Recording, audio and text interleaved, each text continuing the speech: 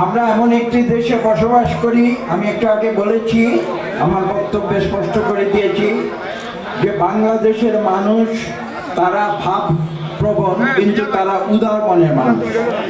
এবং এখানে সহস্র বছর ধরে হিন্দু, মুসলমান এবং ভিন্ন ধর্মাবলম্বী সব মানুষ পাশাপাশি বসবাস করে এসেছে। এখানে ধর্মীয় যে স্বাধীনতা, সেই স্বাধীনতা সম্পূর্ণ প্রতিষ্ঠিত রয়েছে এবং ভবিষ্যতে থাকবে, এটা আমি বিশ্বাস করি।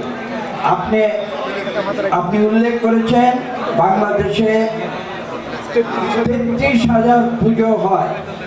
আমি শুধু এইটুকু বলতে চাই, আমি 1991 সালে যখন জনগণের প্রতিনিধি হিসেবে বাংলাদেশের জাতীয় সংসদে আমি সংসদ সদস্য নির্বাচিত হয়েছিলাম, তখন আমার নিজের নির্বাচনী এলাকা এখান থেকে বেশি দূরের নয়, আপনাদের প্রতিবেশী জেলা নরসিংদী পলাশে, সেখানে 50টি পূজা হতো।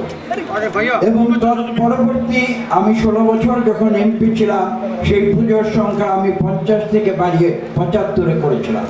কাজে আপনারা বুঝতে পারেন যে আমরা সাম্প্রদায়িক এবং ধর্মীয় যে সম্প্রীতি, সেই সম্প্রীতিতে আমরা বিশ্বাস করি, আমরা পাশাপাশি বসবাস করি। এবং এই দেশে কেউ ধর্মীয় কারণে যাতে কাউকে প্রভেদ করতে না পারে, সেই কারণেই কিন্তু শহীদ প্রেসিডেন্ট জিয়াউর রহমান আমাদের যে জাতীয়তাবাদ, সেই জাতীয়তাবাদের নতুন সংজ্ঞায়ন করেছিলেন এবং সেই সংজ্ঞায়নের নাম হচ্ছে বাংলাদেশী জাতীয়তাবাদ। তার অর্থ হচ্ছে এই যে তিনি স্পষ্ট করে দিয়েছিলেন যে এই দেশে আমরা যারা বাস করি আমরা সবাই সমান, আমরা সবাই সমান অধিকার আমাদের রয়েছে, রাষ্ট্রের প্রতিটি কর্মকাণ্ডে আমরা সমানভাবে অংশগ্রহণ করি এবং এখানে হিন্দু মুসলিম বলে বা ধর্মীয় কোনো ভেদাভেদ থাকতে পারে না। জাতি, ধর্ম, বর্ণ নির্বিশেষে আমরা সবাই বাংলাদেশের অধিবাসী এবং বাংলাদেশী বলে গর্ববোধ করি।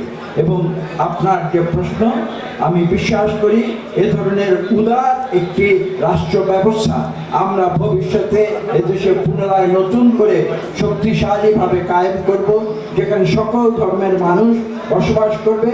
এবং আমি বিশ্বাস করি 33,000 কেন, এখানে 43,000 পুজো আগামীতে হবে, সেই বিশ্বাস আমার।